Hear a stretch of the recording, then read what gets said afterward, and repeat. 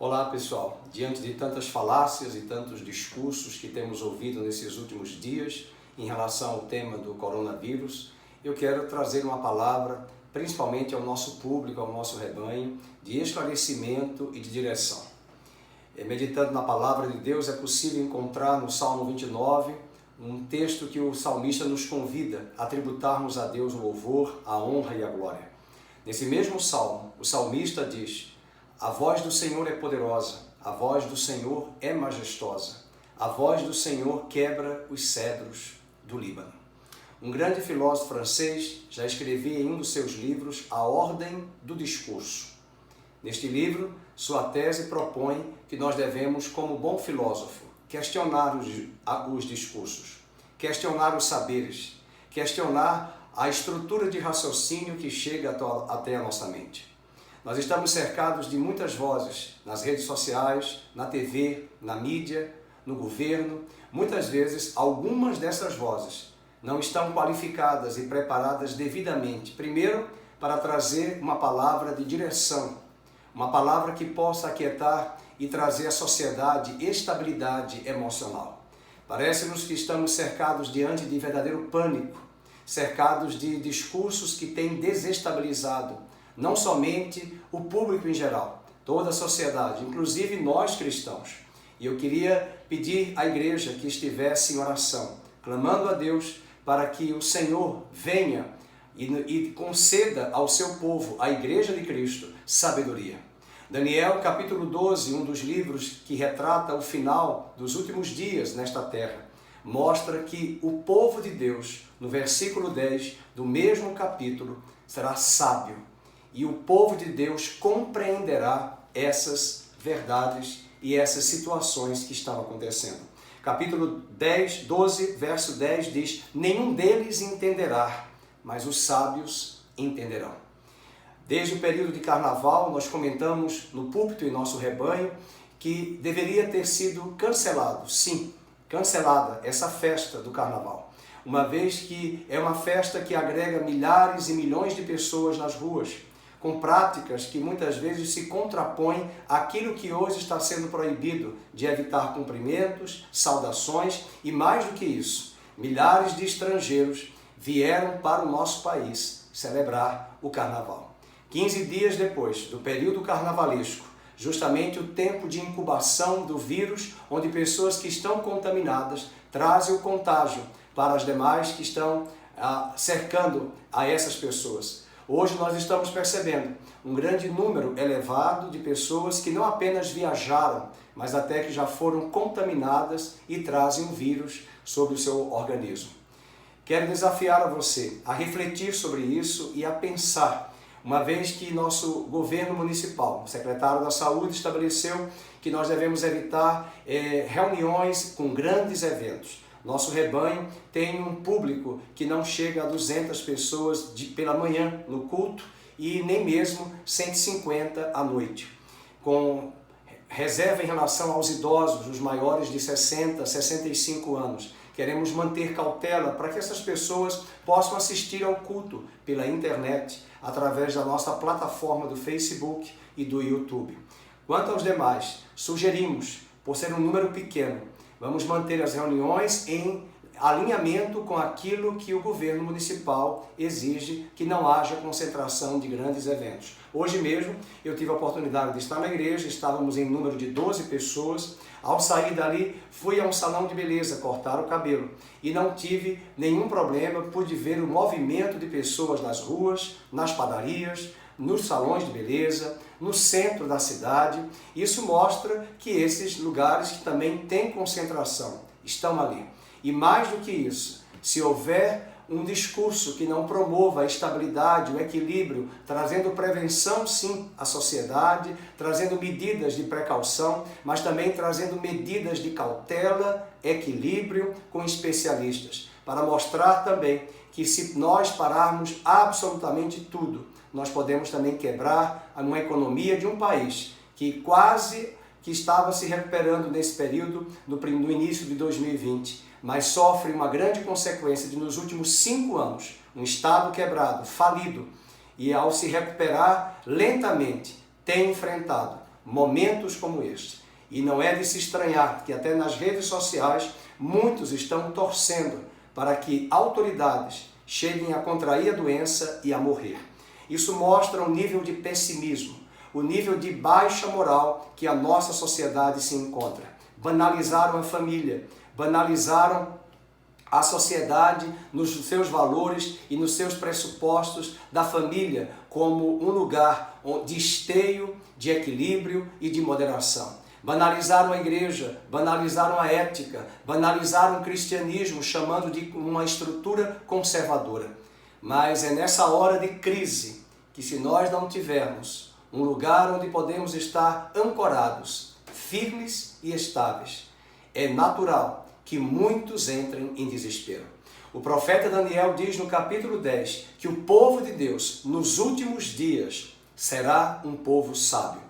Na mesma linha de pensamento, o profeta Malaquias também vai nos dizer que nos últimos dias haverá uma grande diferença entre aqueles que servem a Deus e aqueles que não servem.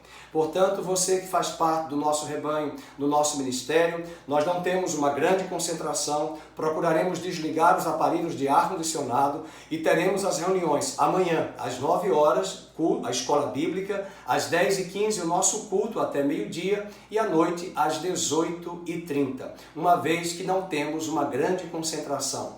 Nossas medidas também serão de precaução. Não iremos nos cumprimentar com beijos e abraços. Eu até brinquei, vamos fazer um cumprimento nipônico, no estilo japonês oriental, onde vamos inclinar o nosso tronco e a nossa cabeça, mas deixando as brincadeiras à parte. O importante é estarmos juntos, evitarmos muito contatos e aqueles que se encontram enfermos, adoentados, acometidos de uma gripe, de uma tosse, que permaneçam em casa. Os idosos, que são o grupo de alto risco, também permaneçam em casa, assistam ao culto ao vivo, onde nós iremos transmitir.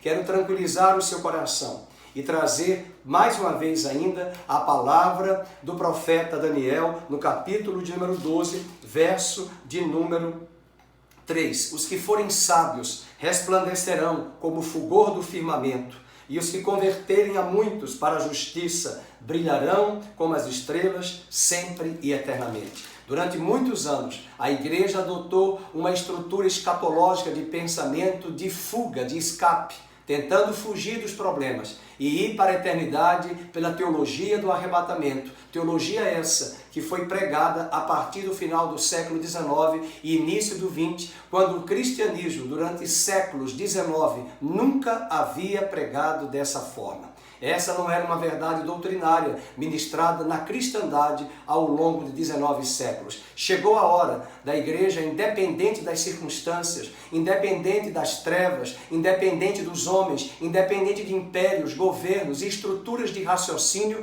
com as suas falácias que querem nos domesticar, reprimindo o nosso pensamento e a nossa ação. É hora de nos posicionarmos, não em rebeldia contra as autoridades, pelo contrário, respeitando as autoridades, mas procurando discernir a vontade do Senhor como sábios. Paulo também afirma isso, que não sejamos insensatos, tolos, mas sejamos sábios, discernindo a vontade do Senhor. E uma das formas de fazer a vontade do Senhor é mostrar como igreja que a sabedoria do alto está em nós, que não somos levados pelo desespero, pelo pânico, pelo medo, pela angústia, pela tribulação. Nós somos levados não por aquilo que nós vimos, nós não somos guiados por aquilo que contemplamos, enxergamos e tateamos. Nós somos guiados por fé, por sabedoria do alto, e que Deus nos conceda sabedoria, preservando em cada um de nós práticas de higiene, de educação sanitária, de higiene pública, saúde coletiva, preservando também a nossa consciência de que precisamos deixar um testemunho vivo nesta terra de que o povo que conhece ao seu Deus se tornará forte e fará proezas. Mais do que isso, as pragas do Egito demonstraram que na região de Gósen, onde os israelitas estavam, e uma parte da população do Egito, estes indivíduos e estes povos não foram alcançados pelas pragas. Mas a palavra de Deus também nos adverte que o sol nasce para todos, a chuva cai para todos e nós não estamos vacinados do sofrimento e de sermos pegos também em uma situação como essa. A Europa foi dizimada ao longo da Idade Média, do século XIV, XV, XVI, XVII, pela peste negra, pela peste bubônica, pela gripe espanhola, totalizando quase 50 milhões de mortos. Hoje nós temos recursos, hoje nós temos tecnologia, hoje nós temos conhecimento, mas parece que está faltando sobre nós, principalmente o povo de Deus, sabedoria. A voz do Senhor é poderosa. A voz do Senhor é sábia, é majestosa. A voz do Senhor aquieta os nossos ânimos, as nossas ansiedades, e que Deus traga moderação à igreja brasileira, moderação às autoridades civis, às autoridades que governam sobre nós, no poder executivo e no poder legislativo. Não pararam o carnaval, mas querem parar sim os cultos, as reuniões dos cristãos, e muitas vezes nós aceitamos isto. Não tem problema, nós podemos fazer o culto online, sim, mas nós precisamos pedir a Deus discernimento. Que Deus abençoe o seu coração, abençoe a sua vida. Quero encontrá-los com a graça de Deus, mesmo se houver alguma exceção de alguma medida mais radical da parte dos nossos governantes, nós retornaremos trazendo alguma informação importante para todos. Mas que esse vídeo fique aqui transmitido entre nós, da nossa comunidade, do nosso rebanho, visando aquietar o nosso coração. Nosso Deus é soberano, Ele governa nos céus e na terra. Que Deus guarde a igreja, que Deus guarde a nação brasileira, que Deus guarde a nossa população de Campinas. A todos, não somos melhores do que os de fora. Aliás, tem até muitos aí fora que nem conhecem a Deus, nem conhecem o Evangelho. São adeptos do ateísmo, mas têm mostrado em suas condutas e raciocínios muito mais equilíbrio e moderação.